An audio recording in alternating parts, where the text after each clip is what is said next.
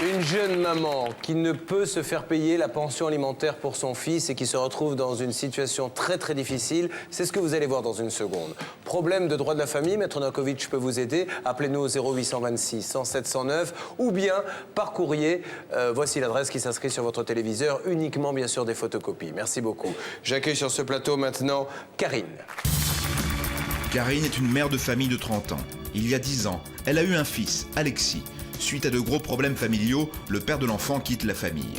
Condamné par la justice, l'ex-compagnon de Karine doit verser des prestations familiales. Il y a toujours une excuse pour pas me payer dans l'immédiat. Cela fait 6 ans qu'il ne règle pas sa dette. Il doit maintenant plus de 10 000 euros.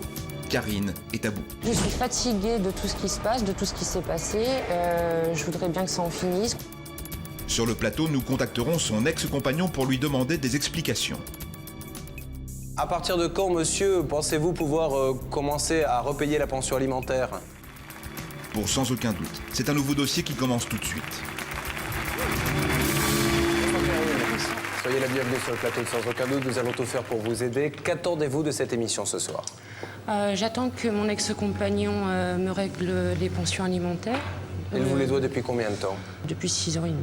Alors quand vous l'avez au téléphone, car vous arrivez quand même à avoir quelques contacts avec lui, vous lui demandez pourquoi tu n'aides pas ton fils? C'est pas pour moi l'argent, c'est pour lui parce qu'il faut l'élever et il a besoin de manger, d'aller à l'école. Qu'est-ce qu'on vous répond? Je vais te faire des acomptes, je vais te payer dans 8 jours, dans 15 jours. Il a toujours une bonne excuse pour pas payer. Aujourd'hui, quelle est votre principale motivation? Vous avez la chance d'être tombé sur un homme formidable, visiblement, avec qui vous avez refait votre vie, vous avez eu 2 enfants, donc ça va. Mais pourquoi vous menez ce combat pour cette pension, pour ce petit en particulier? Mon fils a subi des violences donc, par son père à l'âge de 3 mois. Ça a été prouvé? Oui, il y a eu un jugement. Moi, si je fais tout ça aujourd'hui, c'est parce que mon fils n'a pas eu le droit à des dommages et intérêts à l'époque. Et je pense que cet argent-là lui est dû. Et cet argent, si j'en touche, s'il me paye les pensions alimentaires, ça sera pour mon fils, c'est pas pour moi. Vous le mettrez de côté pour ses études, voilà, il en fera ce qu'il voudra. Voilà. C'est dur de mener ce genre de combat? Oui, très dur. Qu'est-ce qui est dur? Parce que c'est quand même un homme que vous avez aimé, avec qui vous avez fait un enfant. Voilà, et puis bon, tout ce qui a été vécu, c'est quelque chose de très difficile. Donc de ressortir tout ça aujourd'hui, c'est... Bon, en tout cas, nous allons tout faire pour vous aider. Voici l'enquête de Christelle Larbanex pour Sans aucun doute. Aujourd'hui, j'ai l'impression de me battre contre un mur, contre un moulin à vent. Mon ex-concubin se croit certainement supérieur aux lois. Il se fiche complètement de tous les jugements rendus. Je pense que son attitude est scandaleuse. Je suis fatiguée de tout ce qui se passe, de tout ce qui s'est passé. Je voudrais bien que ça en finisse. Karine mène un combat sans merci contre son ex-compagnon. Depuis 6 ans, ce dernier refuse de lui payer la pension alimentaire de leur fils. Aujourd'hui, sa dette s'élève à plus de 10 000 euros. La jeune femme a tout tenté pour trouver une solution à l'amiable avec le père de son enfant, en vain. Il me dit toujours, je vais te payer, mais il y a ci, il y a ça, il faut que je fasse ci, il faut que je fasse ça.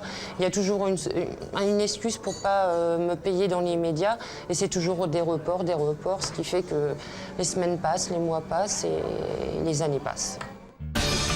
Dans un instant, la suite de ce document. Karine et son fils ont besoin de cet argent. Ça me mettait dans une colère noire parce que de ne pas pouvoir, à l'époque, offrir un pain au chocolat le 25 du mois parce qu'il ne me payait pas cette pension, moi, ça me faisait mal au cœur et mais l'enfant, il ne comprenait pas pourquoi je ne pouvais pas lui offrir ce pain au chocolat.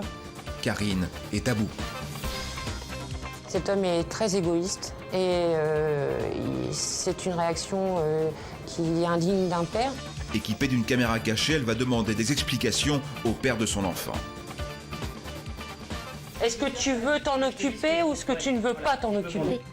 Sur le plateau de Sans aucun doute, Julien Courbet et son équipe vont entrer en contact avec l'ex-compagnon de Karine. Ils vont tenter de lui faire entendre raison. Dans la mesure où vous n'avez pas respecté le jugement correctionnel qui vous a condamné en novembre, comme vous le savez, 2003, il s'avère que vous êtes en état de récidive légale. Ce qui veut dire que si madame décidait de ressaisir le tribunal correctionnel par voie de citation directe, vous seriez alors condamné à une peine doublée. L'équipe de Sans aucun doute va-t-elle réussir à venir en aide à cette jeune mère? La réponse dans un instant sur TF1. Il y a quelques instants, nous vous racontions l'histoire de Karine. Elle est mère d'un enfant de 10 ans. Depuis 6 ans, elle est séparée du père de son fils. Il doit verser une pension de 152 € par mois. Il ne l'a jamais fait. Aujourd'hui, il doit plus de 10 000 €. Voici la suite de notre document. Il me dit toujours je vais te payer, mais il y a ci, il y a ça, il faut que je fasse ci, il faut que je fasse ça. Il y a toujours une excuse pour pas me payer dans l'immédiat et c'est toujours des reports, ce qui fait que les semaines passent, les mois passent et les années passent. L'ex-concubin de Karine n'a revu son fils qu'une seule fois en 6 ans. La justice lui a supprimé tout droit de visite et l'autorité parentale. L'homme a été condamné par le tribunal à payer une pension alimentaire. Cette pension, il ne l'a que très rarement réglée. Aujourd'hui, je me bats parce que son père lui doit cet argent. C'est uniquement pour mon fils. Et je ne lâcherai pas parce que je pense que c'est ce qu'il lui doit. Et à contrepartie, il lui donne ni amour ni sentiment, donc c'est un minimum. Pour mieux comprendre l'histoire de cette jeune mère, un retour en arrière s'impose. 1994, Karine a 19 ans. Employée dans un restaurant, elle fait la connaissance d'un homme avec qui elle entame une liaison amoureuse. Il était très gentil, très affectueux, toujours aux petits soins. On avait une merveilleuse entente puisqu'on avait beaucoup de passion ensemble. C'était pour moi un prince charmant. Il m'apportait tout ce que j'avais besoin et toute l'affection et tout l'amour qu'on peut avoir besoin à cet âge-là, oui. Le couple s'installe ensemble. Après quelques mois de vie commune, Karine tombe enceinte. Le 15 mars 1996, elle met au monde un petit garçon. Elle est aux anges et peut compter sur l'appui de son compagnon pour la seconder dans ses nouvelles responsabilités de mère de famille. Il était un très bon papa, il s'occupait bien de lui, il proposait de donner le biberon, donc forcément j'acceptais avec une grande joie. Tout ce qu'il pouvait faire pour l'enfant, il le faisait. Mais ce bonheur est de courte durée. Le 30 juin 1996, Karine est à son travail. Son bébé âgé de 3 mois est gardé par son compagnon. Soudain, un appel téléphonique déstabilise la jeune femme. Le papa a téléphoné sur mon lieu de travail pour me dire que l'enfant convulsait, qu'il était tout rouge et qu'il avait alors appelé le SAMU. Karine se précipite au domicile conjugal. Les secours sont déjà là. Le nourrisson est transporté aux urgences. On ne sait pas de quoi il souffre. Soudain, des policiers font irruption dans la cafétéria de l'hôpital. Ils sont venus annoncer à Karine une nouvelle bouleversante. Les policiers m'ont dit qu'il avait 2 hématomes sous-durales et qu'il avait une fracture du poignet. Donc j'étais très étonnée parce que pour moi c'était l'inconnu, je ne savais pas à quoi c'était dû. Karine et son concubin sont soupçonnés de maltraitance et auditionnés séparément par la police. Après 24 heures de garde à vue, le couple est relâché. La jeune maman est totalement blanchie. La justice décide de poursuivre le jeune père, mais Karine n'est pas au courant de cette procédure. Une fois le bébé sorti d'affaire, elle ne peut se résoudre à priver son fils d'un père. Malgré quelques doutes, elle décide de lui donner une nouvelle chance, mais cette épreuve aura raison du couple. La confiance a peu à peu disparu jusqu'à ce que ça soit plus possible de vivre ainsi. La séparation est inévitable. En mai 1999, une décision du juge aux affaires familiales fixe la résidence de l'enfant chez la mère et le montant de la pension alimentaire à 152 € par mois. Ce jugement précise également que seule la mère exercera l'autorité parentale jusqu'à ce que le père soit jugé pour les faits de violence sur son fils dont on l'accuse, violence qu'il ne nie pas. Monsieur ne conteste pas avoir exercé des violences sur son fils. Par conséquent, il n'a pour le moment pas de droit de visite sur l'enfant. J'ai eu un grand soulagement puisque j'ai obtenu tout ce que j'espérais pour mon fils et pour moi-même. Karine commence une nouvelle vie, celle d'une mère célibataire. Au départ, ses relations avec son ancien concubin sont bonnes et ce dernier s'acquitte du règlement de la pension. Au début, il nous a payé quelques pensions alimentaires pendant quelques mois, puis peu à peu, il a cessé de payer, il ne donnait plus de nouvelles. Il ne s'adressait plus à nous, on l'a perdu complètement de vue. C'est vrai que cette pension alimentaire m'a beaucoup manqué lorsque je n'avais pas de travail en attente de trouver un emploi. Financièrement, la situation de Karine est critique. Pour pouvoir boucler ses fins de mois, elle doit faire appel à la générosité de ses parents. Malgré cette aide, le quotidien de la famille est plutôt morose. Ça me mettait dans une colère noire parce que de ne pas pouvoir, à l'époque, offrir un pain au chocolat le 25 du mois parce qu'ils ne me payaient pas cette pension, moi, ça me faisait mal au cœur et mes enfants, ils ne comprenaient pas pourquoi je ne pouvais pas lui offrir ce pain au chocolat. Karine affirme avoir tenté à maintes reprises de relancer à l'amiable le père de son enfant. Lettre recommandée, coup de téléphone, les réponses de l'homme seraient toujours les mêmes. On m'inventait toujours des histoires, c'était toujours j'ai pas eu mon salaire ou alors je peux pas me déplacer, je suis en saison donc je suis en haut de la piste, je ne peux pas descendre à la poste ou je n'ai pas de congé ce mois-ci, cette semaine. Donc il y avait toujours une grosse excuse. À bout de nerfs, Karine porte plainte contre son ex-concubin pour non-paiement de pension alimentaire. Seul problème, l'homme changerait fréquemment de région, bloquant toute procédure judiciaire. En 2003, la justice le rattrape. Une médiation pénale est organisée entre les deux parties. Ce jour-là, le jeune père s'engage à reprendre le versement mensuel de la pension alimentaire. Il promet aussi de régler le passif, s'élevant à 4 900 €. Je savais qu'il ne payerait pas ses pensions alimentaires. J'espérais néanmoins que ça aurait pu avoir des débouchés, mais j'avais peu d'espoir qu'il les règle, malgré qu'il avait retrouvé un travail. Et l'avenir va donner raison à Karine. Les versements promis n'arriveront jamais. En novembre 2003, le tribunal correctionnel condamne l'ex-compagnon de Karine pour abandon de famille et non-paiement de pension alimentaire à 3 mois de prison avec sursis, 2 ans de mise à l'épreuve, 1 000 € de dommages et intérêts et obligation de payer les sommes dues. Malgré cette condamnation, l'homme continue à faire la sourde oreille et n'a toujours pas versé le moindre centime à Karine. Cet homme est très égoïste et c'est une réaction qui est indigne d'un père. Il devrait avoir un minimum d'attention, même s'il ne voit pas. C'est un père, ça reste un père. Pour la première fois en 6 ans, Karine a décidé d'avoir un face-à-face avec le père de son enfant. La jeune mère a une adresse, il habiterait vraisemblablement à plus de 500 km de chez elle. Karine appréhende cette entrevue. J'ai, c'est vrai, une grosse boule au ventre. Il va falloir que je me contienne, que je fasse face à tous mes souvenirs, tout ce qu'on a vécu. Et ça va être, je pense, assez difficile, mais on va faire tout ce qu'il faut. L'adresse que Karine avait était apparemment la bonne et par chance, son ex-compagnon se trouve à son domicile. Tu travailles ou pas? Ah mais moi j'attends mon salaire donc je vais tout payer. Attends, ça fait plus de 6 ans que tu me racontes des bobards. Non, je sais bien, mais il y a un moment que je te mens plus, Karine. Oh non, arrête. Tu t'es engagé à payer à la médiation, tu m'as toujours rien, tu me payes jamais. J'ai 2 solutions. La première, c'est soit j'arrive à payer rapidement pour remettre tout dans l'ordre, ce qui va être dur. La deuxième, c'est il va falloir que je me déchoue, déchoir, je sais plus comment on dit, pour avoir que l'arriéré à payer. Le jeune père affirme que son salaire est insuffisant pour payer les arriérés de pension. Il envisage même la possibilité de demander à être déchu de ses droits parentaux pour ne pas avoir à payer cette pension, et ça, sans aucun état d'âme. Est-ce que tu veux t'en occuper ou est-ce que tu ne veux pas t'en occuper? Je vais m'en occuper. Mais le problème, c'est que je manque de moyens depuis 3 ans. Je peux te dire dans un premier temps, c'est que je vais te payer la pension sûre maintenant, à partir de là, à partir de ce mois-ci. T'es sûr de toi? Ah oui, là, je suis sûre. Comme en novembre, t'étais sûr de toi. En décembre, t'étais sûr de toi. La différence, c'est que là, je suis sûre de moi, sachant que j'ai un salaire, j'ai travaillé. C'est que des mensonges, qu'il ne me versera pas un sou, en fait. Hein. Comme d'habitude, depuis le début, c'est des mensonges, et ça ne changera pas, je pense pas. Le fils de Karine a aujourd'hui 9 ans et demi. Il vit entouré de l'amour d'un beau-père et de 2 demi-sœurs. Le garçonnet n'a aucun souvenir de son père.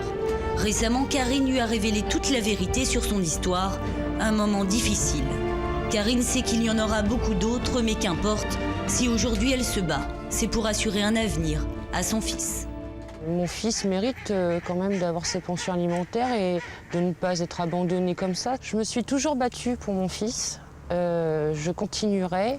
Et même si c'est encore pendant des années, je continuerai et ça sera toujours jusqu'à ce que tout ça aboutisse en la faveur de mon fils. L'enquête est signée Christelle Arbanex pour Sans aucun doute.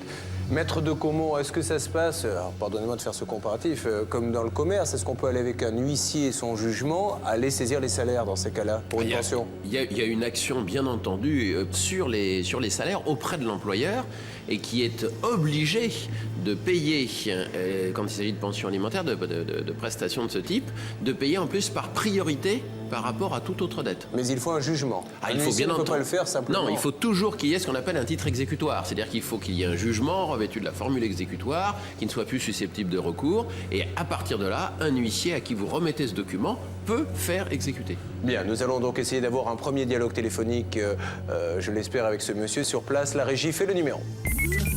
En ligne, l'ex-compagnon de Karine. Julien Courbet lui rappelle les faits. Le père d'Alexis connaît très bien la situation et est affecté par celle-ci. Cependant, il doit tout de même plus de 10 000 € de pension alimentaire à Karine depuis 6 ans. Nous l'interrogeons afin de savoir pour quelles raisons il n'a pas encore honoré sa dette.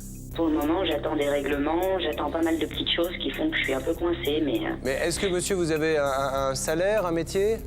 J'ai un métier, j'ai un salaire depuis peu de nouveau, mais il faut le temps que tout se remette en place pour que moi je puisse pouvoir réengager les paiements. Vous avez d'autres dettes, peut-être? Oui, j'ai d'autres dettes de contracter. Parce que je suis en train de... j'attends. De toute façon, la priorité, c'est les pensions alimentaires, de toute façon, donc... En ce qui concerne vos droits parentaux, monsieur, vous avez demandé d'être déchu? Comment ça s'est passé? Non, j'ai pas demandé d'être déchu pour le moment. Je souhaite essayer de voir, dans un premier temps, pour reprendre mes règlements et par la suite, essayer d'obtenir un droit de visite qui va demander du temps, quoi qu'il se passe, vu tout ce qui s'est passé. Mais voilà, quoi, ça va demander encore un peu de temps, de toute façon, tout ça. À partir de quand, monsieur, pensez-vous pouvoir commencer à repayer la pension alimentaire? En fin de mois, là. En fin de mois. J'ai eu du nouveau en début de semaine. J'ai reçu un chèque salaire du mois dernier. Et vous comptez donc à partir de la fin du mois lui donner combien à peu près? Disons qu'en fin de mois, j'espère lui envoyer 400 €. Et à partir du mois prochain, prendre des paiements réguliers de pension et voir selon ce que je dois payer aussi à droite à gauche pour lui envoyer sur la somme que je lui dois. Une certaine somme, quoi. En tout cas, je sais pas, on verra ça, mais...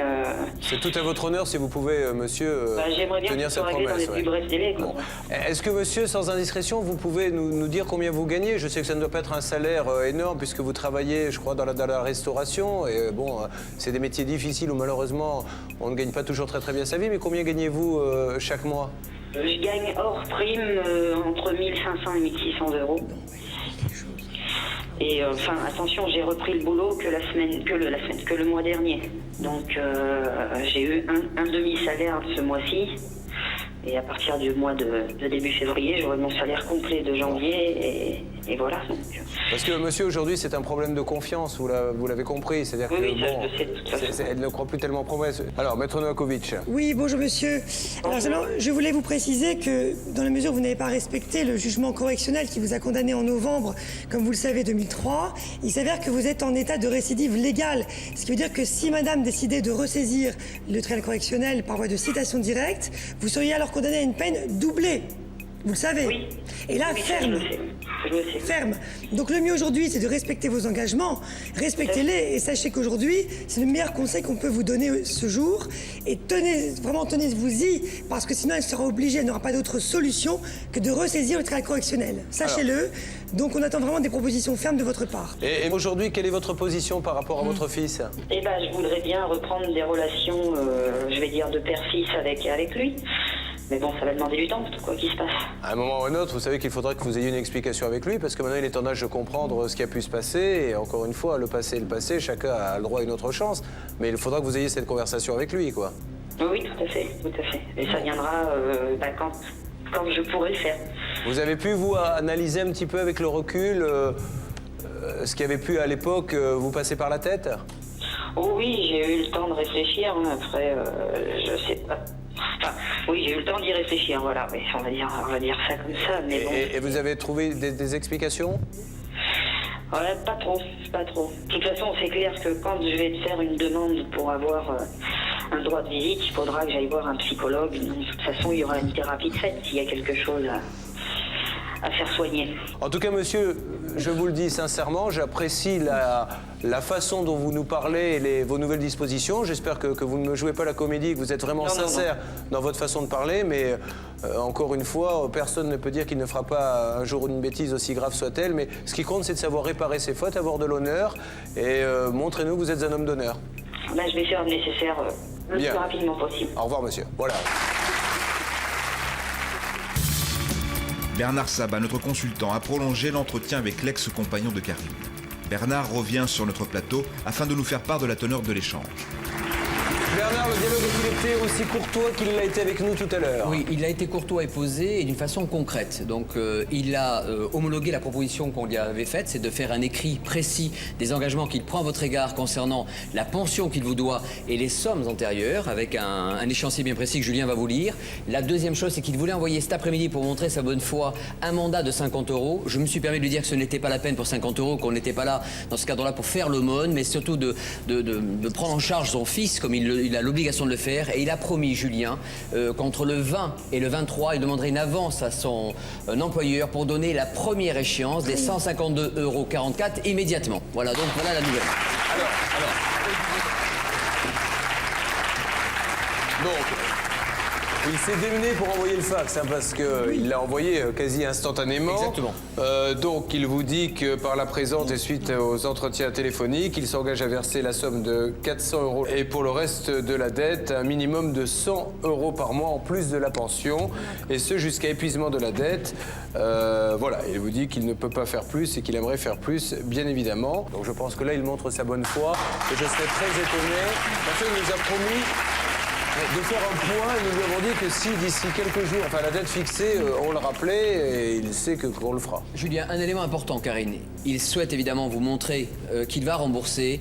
Et il espère, hein, c'est son souhait le plus cher, ça sera à vous de trancher, mais peut-être l'aider dans ce sens dans les prochains mois, voire les prochaines années. Il souhaite renouer ne serait-ce que le dialogue avec son fils pour lui permettre au moins de s'expliquer et peut-être de trouver dans les années à venir un moyen de pouvoir le voir et peut-être de récupérer son autorité parentale si vous le souhaitez en temps et en heure. Bon, voilà Karine, ce que nous pouvions faire pour vous aujourd'hui. On se tient quand même au courant. Allez Karine, j'espère que c'est une nouvelle vie qui va démarrer, vous allez pouvoir passer à autre chose et être heureuse avec vos enfants. Merci.